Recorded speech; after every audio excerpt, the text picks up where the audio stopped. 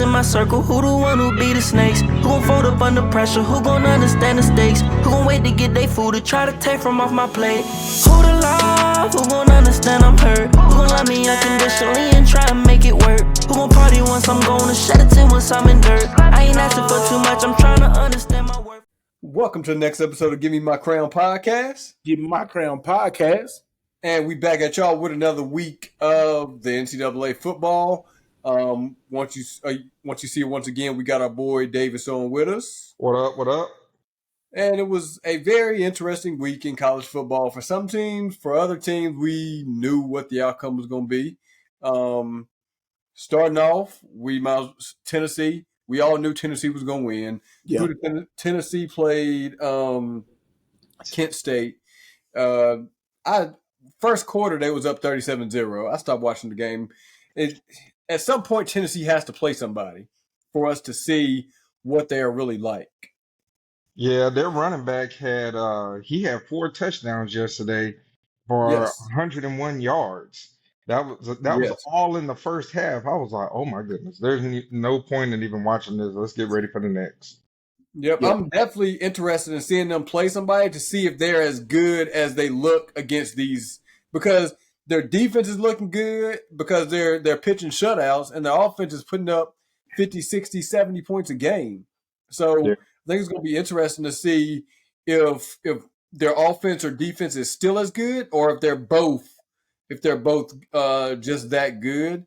But they're, like I said, they're blowing teams out right now. It's not like their games aren't even interesting to watch at this point because it's not a game. Like, we know what the outcome is going to be. Yeah, whenever 40 points in the first quarter, 40 points, man. Like, it's ridiculous. The quarterback, he's squared away. Obviously, he's a top prospect. I know it's really, really early, but he's being looked at obviously for the Heisman, stuff like that. If everything stays squared away, you know my go-to, that offensive line, then they're gonna be just fine. But we'll see what happens whenever they come up against a real defense. Yes. So, speaking of Heisman, do y'all think that it is the numbers are kind of skewed depending on the team? Because obviously he hasn't played anybody, so his numbers are phenomenal. But then you got these other teams that are playing top tier teams and their numbers aren't as good, but they're still winning and they're taking their teams to wins. So do you think that because obviously the Heisman voters vote however they want to vote, but do you think they should look more at strict at stats, or do you think they should look overall and your strength of schedule? I think they should, overall. I was going to say the same thing overall. But at the same time, all the good teams can't play each other. So they're going to have to spread that out. And then these teams are paying millions of dollars to get these other teams in. So it's week to week. Y'all know this. So one week you might play somebody amazing. Next week you might play Ball State like they, and that's just to make sure you're fine tuning some things, because what's the ultimate goal? What comes up in December and January? Yeah, and I get that. But my thing is, they ain't played nobody. The hardest team they play, get it, right? Okay, at least Cam Ward, I hate bringing his name up because we say his name every week. He's played against legitimate talent at the time. Like, everybody thought that team was ranked, that they beat. I don't want to say the team's name. They that trash. But since they're not, are they? Can you even say legitimate teams? Like, so. Oh, we're going that route. I mean, when the schedule, if you ranked in the top 10, when the schedule come out, I'll play you week 1. It's got to count. Okay. Now, you ain't got to, you just trash after that. It don't count no more. Just saying. All right. So obviously Cam Moore had a day yesterday. Offense looking phenomenal. Defense good. They've played decent teams, but they still played, like yesterday they played Ball State, trash team. Yeah. So he had 5 TDs and he threw for 346 yards, y'all. That's insane. I mean, yes, once again it is Ball State, but still your arm got to get tired at some point. Like, come on. And I think for him, he is in a lot better position than some of these other teams because he's in the ACC. The ACC is looking weak this year. Hold up. You're not gonna do that. You got the top teams such as obviously one of the top teams in the beginning was Florida State. You gotta say that name. No, say that. They're trash. Clemson has not proven themselves this year. That's true. Virginia Tech may be quietly good. Duke is still undefeated, but Duke has not played a top tier team. I'm talking about Duke.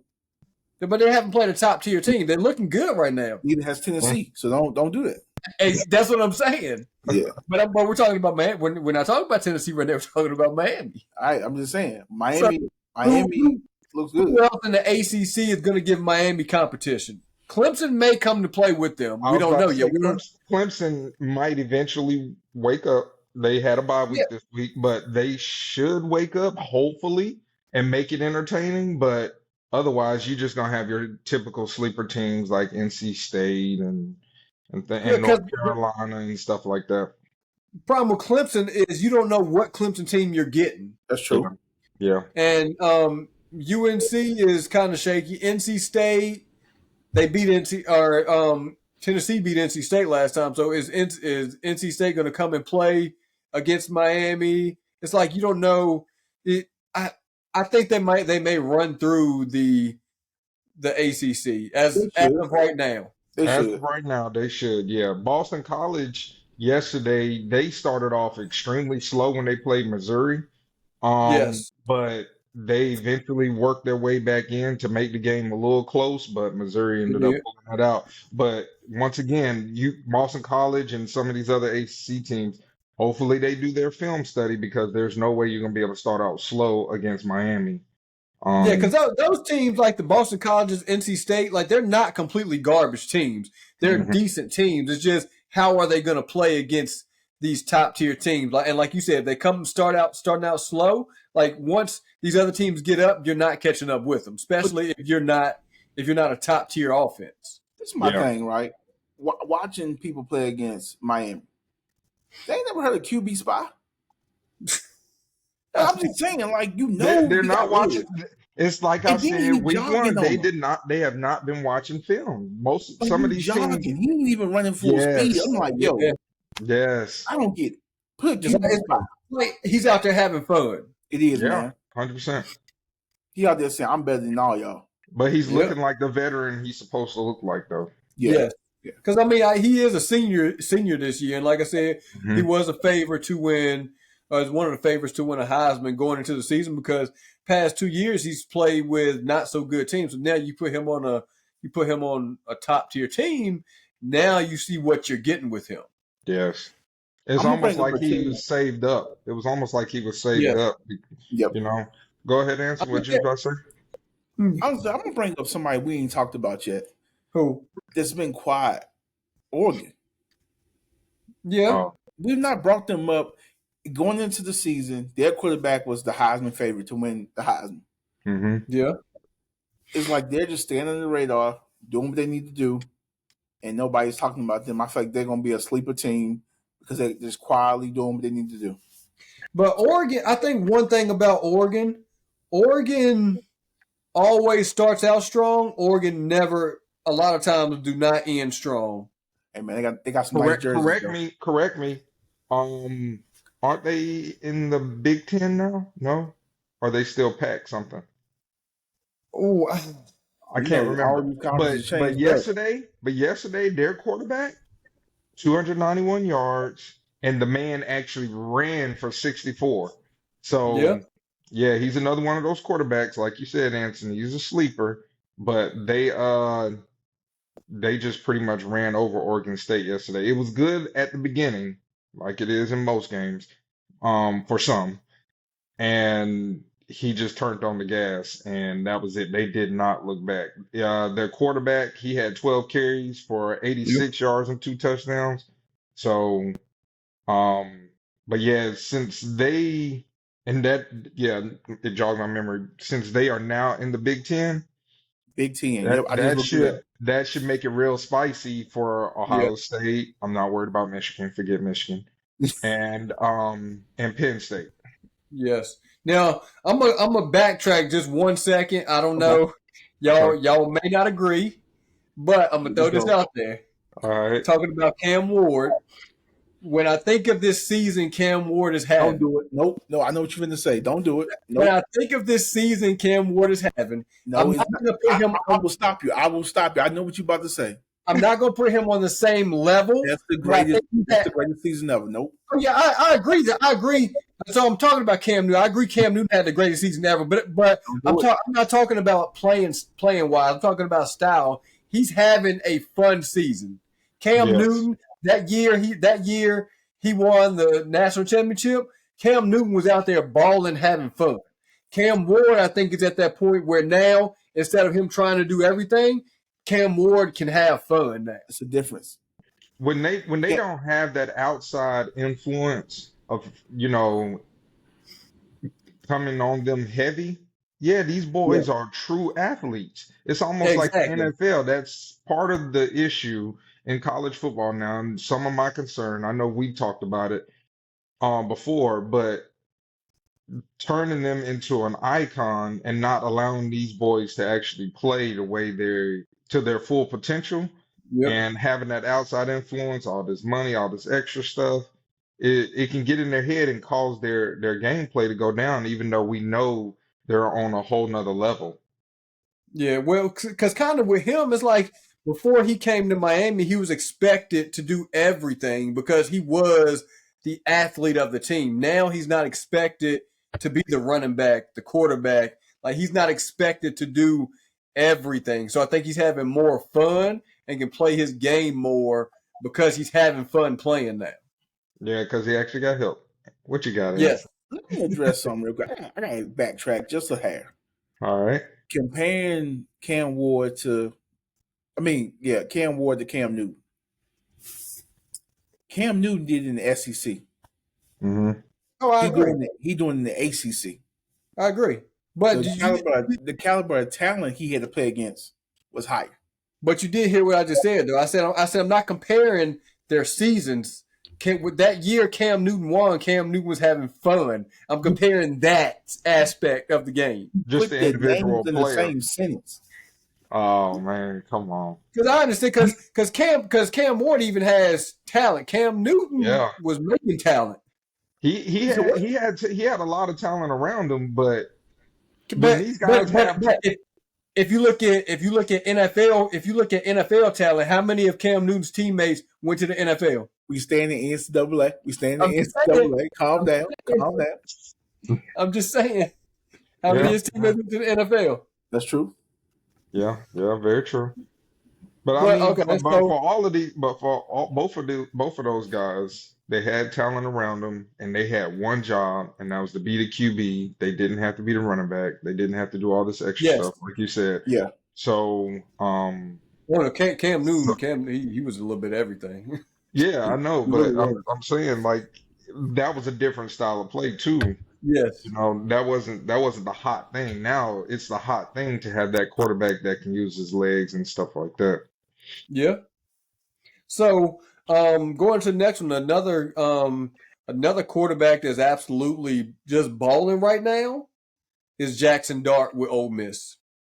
Ole Miss is now the team. Obviously, once again, the teams are playing right now, but Ole Miss is balling right now. They've outscored most of their opponents like 130 something to like 10. I think it's something crazy. Yeah, that's insane. But their coach, he can draw up some stuff. Obviously, I should know he drove me a little bit nuts, but yeah, with the way he can draw up plays and that trickery and stuff like that, he can make a defense sweat for sure.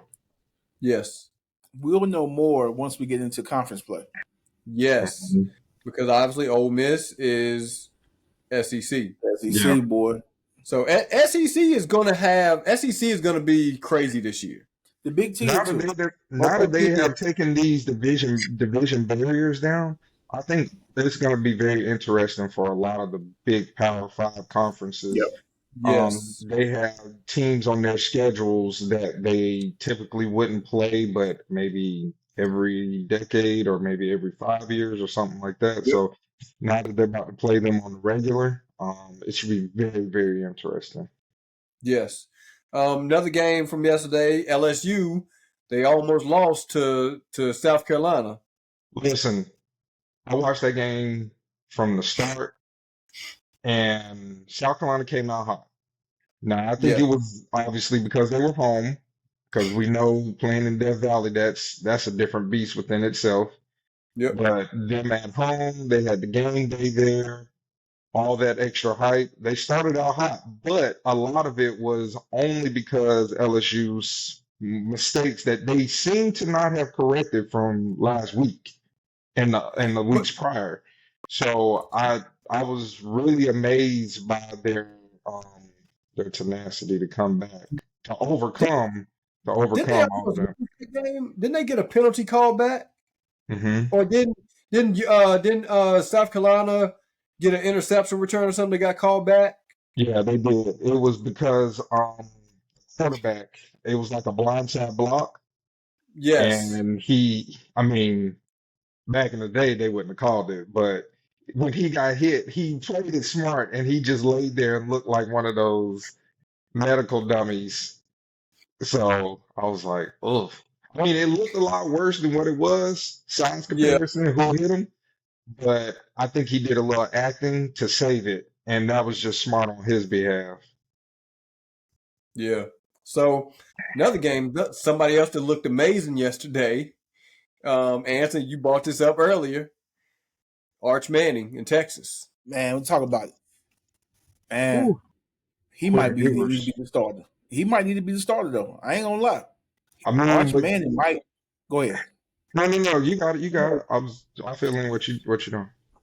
I feel like Arch, man, he brings a certain lightning bolt into the team. Like the team just is different under him, man. Like 67-yard touchdown run. Like Mhm. while he running, he looking back at the defenders like, what y'all gonna do? Yeah. Like he just brings a different level of spice to the game. I mean, he finished considering he where he started. He finished 9 of 12, um, 223 yards with 4 touchdowns. I mean, don't get me wrong. Once Listen to that. again, huh? Listen to the numbers. You just said. Oh yeah. I mean, don't Right. get me wrong. It is UTSA. It is. Don't do that. They're decent in their conference, not on this level. Yeah. But when you're throwing to Isaiah Bond and you can hand it off to Mr. Gibson and you got Mr. Wingo out there on one wing, all you got to do is just put it where they can get to it, and that's it. But I answered when you said he should probably be the starter. You can't discount how good Quinn Ewers has been playing. Yeah. But I'm But looking at I'm not discounting. I'm looking at the team. how the team How the acts when team he's in the game. responds to him. Yeah. That makes sense. It's a different swag. It's like, yo, it's almost like we got our boy in the game now. Let's go. Yeah. Makes sense. Yeah. I mean that abdominal strain that Ewers got is going to wear off, and I think they still going to continue at the good pace. But I feel like it's when Manning got in, it was kind of like when Tua got in. It was just like you said, you can Yeah. look at the team and you can see something completely different. You're like, oh man. So But we'll see what it's happens. good to know that if either Ewers is having a bad game or if Ewers goes down again, it's good Yep. to know you could throw Arch Manning in there and they're still gelling. Yes, that at least he So knows the that's good play to coach. calls and all of that good stuff. Yep. Yep. Yes. Another game that surprised me last night was that Georgia game. Yeah. Georgia almost lost. Yeah, Why you smiling so man. hard, David? Kentucky. Wow. I, I I love Kirby Smart, good dude, great program, all of that. But like he was saying, I was not expecting that. I was expecting Yeah. a blowout. Yes. But Kentucky last week did not come to play at all. And Kentucky is one of those teams, along with a bunch of other teams, y'all know, that will not play good against a team they should beat. And Yep. whenever it comes time to play that top tier, it's like, oh yeah, it's time to play football now. And they come out and it's like, where was this whole time? Why don't y'all play like this whole time? And they just Yep. won't. But Yep. there's a lot of Georgia guys that were um, that were on Kentucky, transferred out. And so I think they obviously had something to prove. And Kentucky's quarterback, I was going to completely bring that up. different individual. Completely different individual. It was insane. Yep. And that was more of a defensive game too, because Georgia's offense was almost non-existent from what it's been. They kept your boy. They kept your boy behind the sticks. Yep. Davis brought up a good point though. Okay, if I transfer out, I know the system. Mhm. Yeah. So I know the plays you kind of running. Like you ain't changed the playbook up that much. Yeah. So Go ahead. do you think that other teams are keying in on that and seeing what Georgia's weaknesses are now? I don't know if that's it. One of the transfers, he told his team, according to the broadcasters, Yep. he told his team, and Anson, obviously, you know what I'm about to say. He told him, he Yeah. said, look, Georgia's not used to getting hit in the mouth first. So if you hit them in the mouth first, then it's like, oh, we got him. So for Kentucky, I really count that as a moral victory for them. Yeah. But I think if they were in kicking range, because Kentucky's kicker is supposed to be the most accurate kicker in the entire country, and Georgia's is like right behind them. But it was if other teams come out now with that mindset of let's punch them in the mouth first and not play against that emblem, then yes, Georgia's in for a rude awakening. Because they shut down the run. Oh my goodness, yes. I didn't. That was the part that shocked me. And when you look at it, right, this season, anytime a team has come out and matched them head on, it's been a battle. Yeah. I mean, even if you look at game one, Yes. when they played Clemson, first half, that was a very close game. It looked like the end of this game. Yep. Until Clemson fell off the second half. Yep. Yeah. So if you, I think you're right. If you come out and match their energy, but obviously you got to be able to do it the whole game. Clemson could only do it for one half. Yeah. Is that or could that first game just have been first game jitters? I don't think so. Because Carson Beck, Yeah. he ended with 15 of 24, 160, only averaged 6.7. And then ETN, he only had 79. I'm talking about first game, though. I'm talking about first game when they played Clemson. No, I think that was just first game. I don't think it was just first game. If you look at it, like, okay, yeah, they got rolling in the fourth quarter. But Clemson came out and like, okay, we're going to play defense. We're going to play hard. Now, you know, if the defense is on the field most of the game, at some point, the other team's offense is going to take off. Yep. And that's what happened, you know? Yeah. I mean, but I don't know if it was also the environment, because the environment was hyped the entire time. And Kentucky, even though they know what their team can offer on the football field, they still come out supportive. Yeah. And they packed that place out, and they couldn't hardly hear it. It appeared like. Yeah. I got a question. Yeah. So with these top-ranked teams playing close games, Mhm. are we counting that against these top teams in the ranking? Yeah, I think you do because you're talking about strength of schedule. So I think you have to. Okay. So I think when the analysts or when they look at it, are they gonna?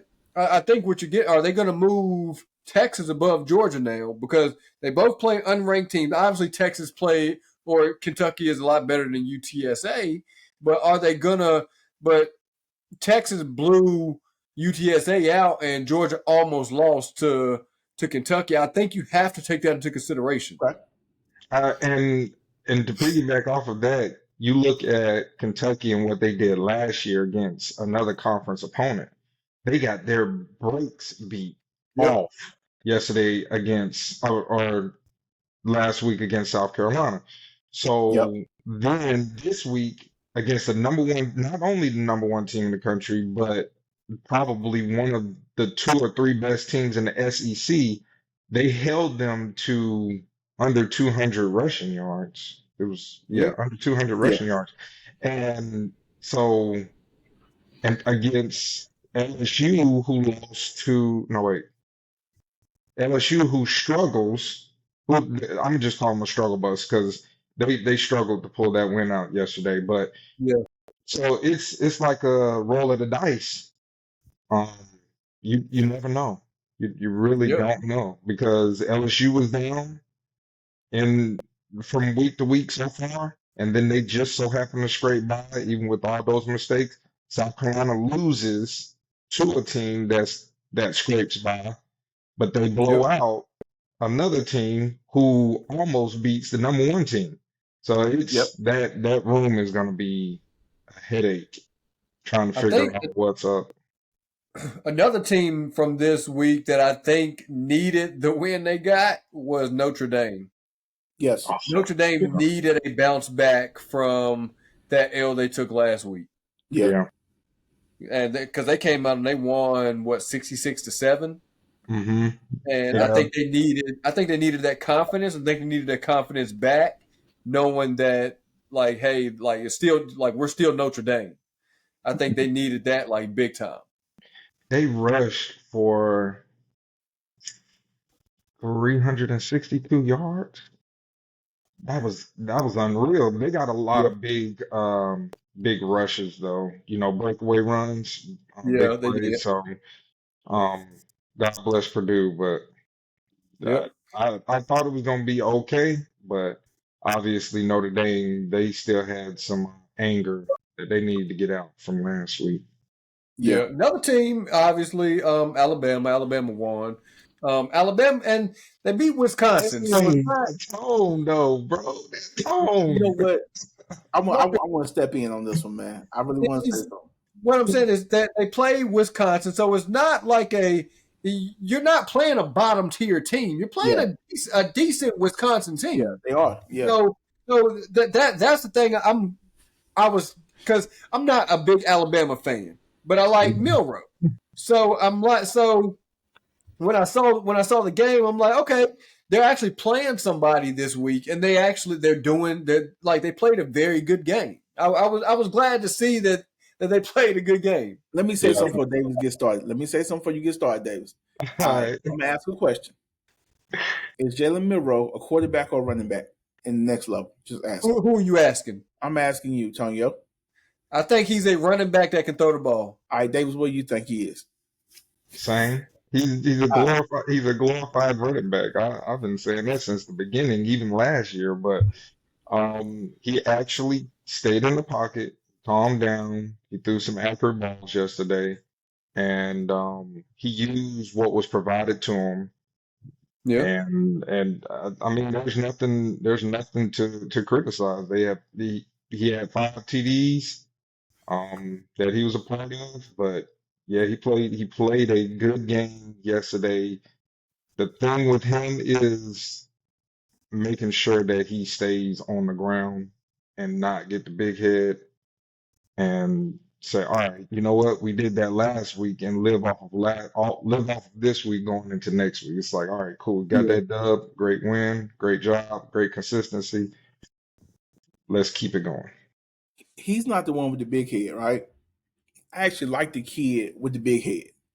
I hate Alabama, but he has grown on me as a player. Ryan Williams. Oh That man, boy, I knew it was coming. I said last week, I keep saying it. Yeah. He's 17, man. Yeah. Yeah, that's crazy. I feel like, you look at certain players, right, but they got generational type of talent. He is a generational type of talent. Yeah, because like you said, he's 17 years old, so he's only going to get better. He's only going to get faster. He's only going to get stronger. Yep. He's got that Amari Cooper type of energy, if you ask me. Yeah. It's still unreal that he's able to do what he's doing against some of these upperclassmen. Yeah. Because I still consider, yeah, even though he is playing in college, he's still playing against sophomore, junior, seniors that Yep. are, Yep. and he's walking past them like they're just standing there, and it's like they don't know how to play him. Yeah, I would love to look at some of his highlights from high school. If he's playing like this against college talent, I need to look at some of his highlights from high school. Go back and look at him at 7-on-7 tournaments in high school. It's crazy. Like the quarterback literally drop back and just know to throw it up, and he gonna go catch it. Wow. Yeah. I mean, he's top tier talent. Yeah, While we're on freshmen, let's go on over to Notre Dame. go ahead. Dylan Raiola, he's still balling.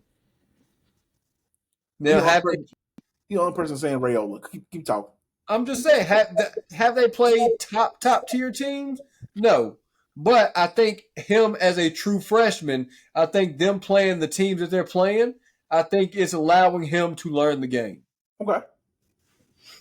And they won 34-3. Okay. They're 3-0, top 25 as a freshman, true freshman. Okay. Nothing spectacular. Keep going. Keep going. So what? So if they keep winning, what are you gonna say? I mean, it's nothing spectacular, man. Like when I look at Arch, I know he's not a true freshman. Ryan Williams, a true freshman. Actually, a high school kid. Yeah, Spectacular. But winning is winning. So yeah. I'm just saying. Yeah. So I'm sure this team will get blowed out eventually, and they'll get kicked out of the top 25. Utah, yesterday struggled with Utah State. I watched a little bit of that. Their quarterback is very accurate. If he gets the time, but they struggled with Utah State yesterday. He did end up with 293 yards and 3 touchdowns in his first career start, but we'll see how that goes also. Utah was always quietly good. Like even back before the playoffs, Utah a lot of times ended within that top 10. It was a couple times they ended within that range. Like they should have been in the national championship. They should have been able to play for the national championship. So they've always been like right there on the cusp of being essentially a great team. Yeah. Another team I think that needed a bounce back was Colorado. Colorado got the bounce. Obviously, they paid, and it was a rivalry game. So I think they needed that win yesterday. To me, it's not about the game at all. I'm not talking about the game. I'm talking about when the game was over, man. If a man comes to shake your hand after you beat him, that's not the time to talk just about shake his hand. Yeah, just shake his hand, man. Yeah, show more class than that. People already believe that you are classless, and that was a little bit of a classless act. So he should have just shook your hand and just walked off.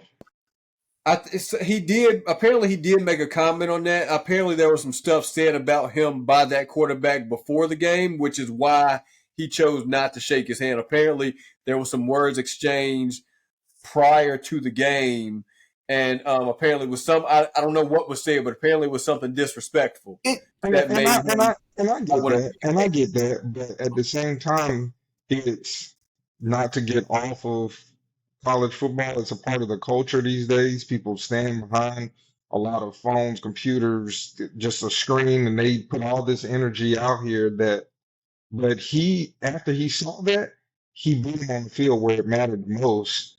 So at that point, you have the upper hand. So just say, maybe even pull him close. Don't say that no more. You see, we just beat you. Something like that. Pull him close, but you don't have to be out there for the camera and all of that extra. It's just like completely disregarding his handshake, like completely just disregarding. Yeah.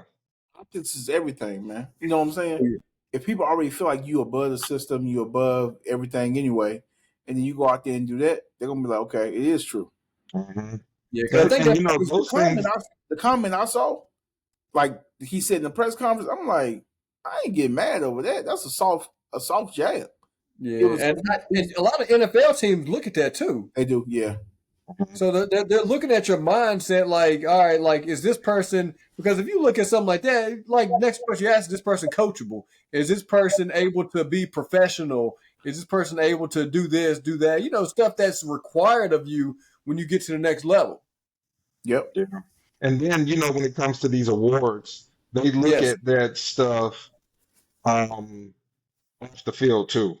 Yeah. And now with all this NIL stuff, so that could have easily gotten him a very small. We know he doesn't need no more money, but that could have got him another small contract by him shaking hands, saying, "Hey, I saw what you put online. We beat you.